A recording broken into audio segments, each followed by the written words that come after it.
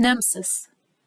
This video is to highlight NEMSIS and the 3.5 changes coming your way. We'll go over what NEMSIS is, why it's important to EMS, what it means to EMS to transition to 3.5, when to expect the change, and what is changing. By the end of this video, you should have a pretty good idea of what changes to expect in your EMS run form. So what is NEMSIS? NEMSIS stands for the National Emergency Medical Services Information System. It's a national system used to collect, store, and share EMS data from across the United States. NEMSIS is a collaborative system to improve pre-hospital patient care through the standardization, aggregation, and utilization of point-of-care EMS data at the local, state, and national level. Why do we need a national EMS database? Well, it provides the framework for collecting, storing, and sharing standardized EMS data to states nationwide. It's used to help benchmark performance and determine the effectiveness of clinical interventions and facilitate cost-benefit analysis. It also helps build strategies for tomorrow's EMS care. Why is EMS data so important? Well, first and foremost, it's for patient care and patient safety, to monitor patient protocol for its effectiveness in EMS response and patient outcome. Secondly, for provider protection. Should any provider be asked to testify in court, the documentation provides backup for providers. And then finally, funding. Not only does it help pay our bills, but also if we want any grant money in the future, we can use our data to go after the grant money.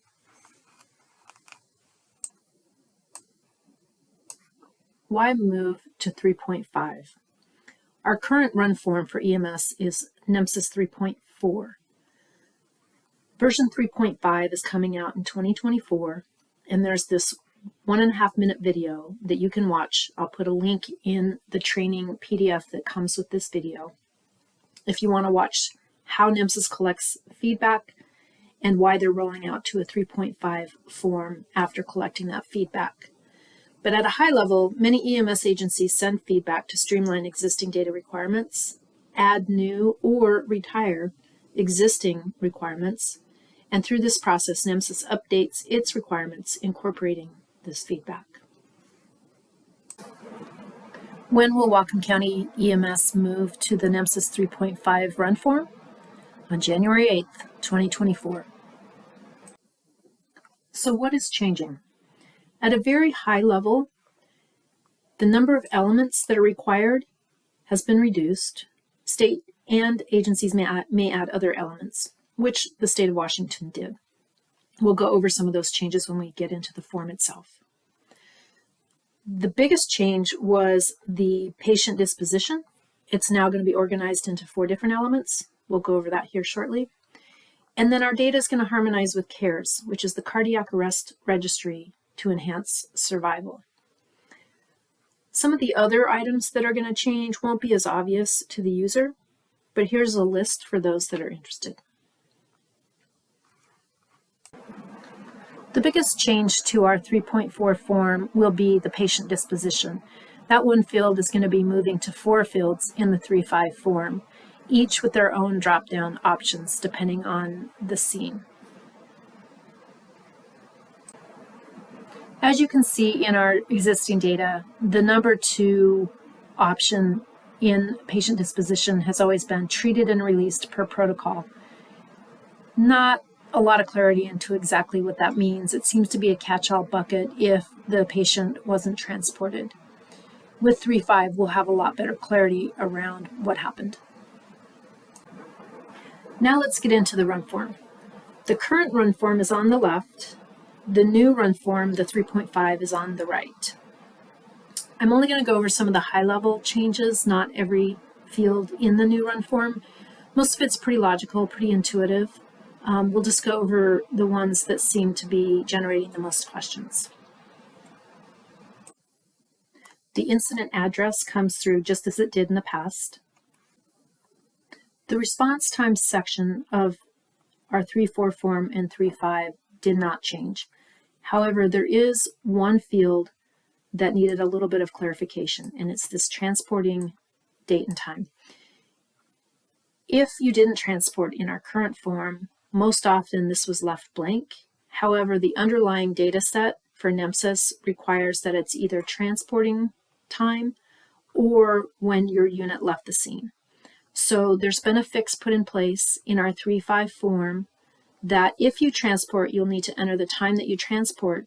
If you don't transport, it will default to the unit back in service date and time. Again, this is probably the biggest change to our run form. Currently, we have incident patient disposition with several options. However, it's not always real clear what the crews did on scene. So now in the 3.5 form, if you had patient contact, you provided care, you say that you evaluated and provided care, you can determine the level of care provided, and then what was the disposition of transport. And in this example, I selected transport by this EMS unit only. You can see now there's 4 different options that will allow you to clarify what currently we cannot clarify in the current form. Again, jumping ahead to where some other changes were made, you can see in our current form, we have the presenting illness broken out into trauma, cardiac risk factors, and rule out provider impression. This has been combined now into one section on the new form. The provider impression is another area that went through some changes. In our current form, the chief complaint is a free text box. You can type in whatever words are being used to describe your patient's symptoms. In the 3.5 form, it's now going to be called primary symptom, and it's a drop-down box, and you can see just the starting list of a lot of drop-down options. You should be able to type in a word that closely describes the symptom and have either one or several choices come up. Similarly, the primary impression is the same. However, one of the new features of the 3.5 form is if you type in a primary impression that has KPIs associated with it, like in this example of stroke, it will become mandatory that you fill out other aspects of the form to support that primary impression. In this case, the time of symptom, the last known well. If you were to come down to the validation, you would also see that vitals of blood glucose are required. In our current form under patient care, you can see that there's 4 tabs. None of those tabs actually do much except for exams and assessment. They just remind you to go to the power tools and enter those requirements. In our new form, the only tab under patient care is the exams assessment tab. Since the other tabs in our old form didn't really do anything, you would still need to come over to the power tools to enter vitals, interventions, or procedures. With the destination info, currently we have a field that says condition of patient at destination. The new field in the 3.5 form is final patient acuity with some more medical categorized ways of classifying.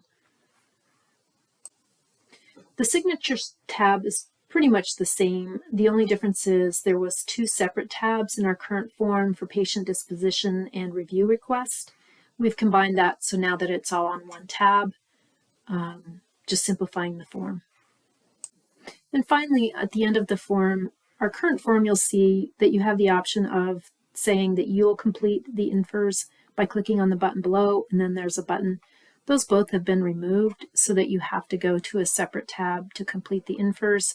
The reasons for this was apparently if you had put a lot of time or somebody had put a lot of time into the infers incident, adding narrative, by clicking on this button, it would potentially overwrite that information. And so the request was made by our agencies to remove that button. Well, you've made it to the end of the NEMSIS 3.5 training video. I just want to stress that your feedback is important. We have an operations data committee that meets regularly to review data, look for data gaps, and recommend changes if needed. If you want something changed about how we gather our data, or if you have questions about why certain data is required, or have ideas about how to make our data gathering more effective and efficient, please reach out to me, Diana Clinch, Whatcom County EMS System Administrator for ImageTrend, or Chris Hughes at the Bellingham Fire Department, System Administrator for ImageTrend, or your local ImageTrend agency administrator. Thank you for the service that you provide to our community with EMS care.